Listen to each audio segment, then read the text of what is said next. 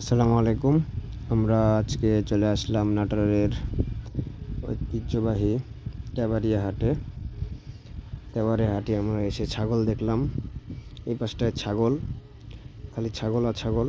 ছাগল আছে, ভেড়া আছে, সব বিক্রি হয়। এখানে আপনারা আসলে ছাগল কিনতে পারবেন, বাচ্চা থেকে বড় সব রকমের আছে।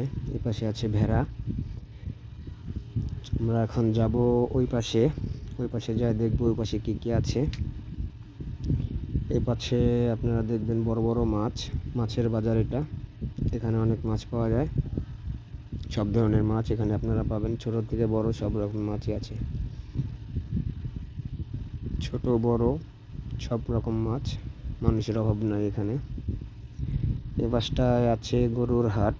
আজকে গরু একটু কম, অল্প কিছু গরু আছে।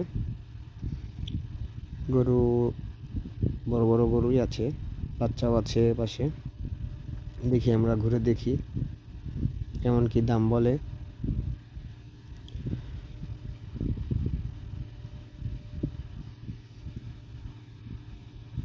আমরা এখান থেকে যাব হলো কালাভুনা দোকানে, কালাভুনা খেতে। দেখি কালাভুনা পাওয়া যায় নাকি। আমরা আছি চারজন, হাফিজ ভাই, আজিজুল ভাই, ইয়াসিন মামা আর আমি। এখানে এসে আমরা আবার জুতা কিনতে লাগলাম। ইয়াসিন এক জোড়া জুতা কিনলো, দাম দর করে 180 টাকা দিয়ে নিল।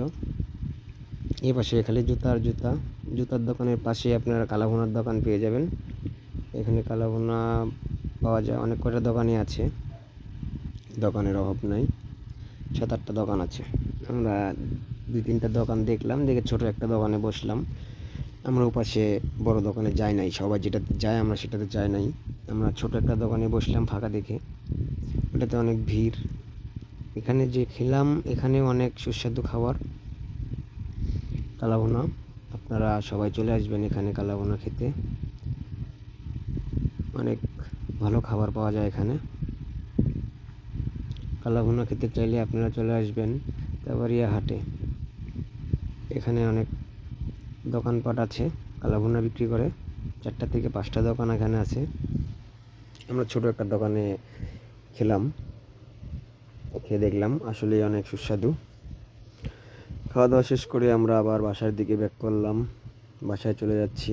আমরা ছাগল আর কিনতে পারলাম না।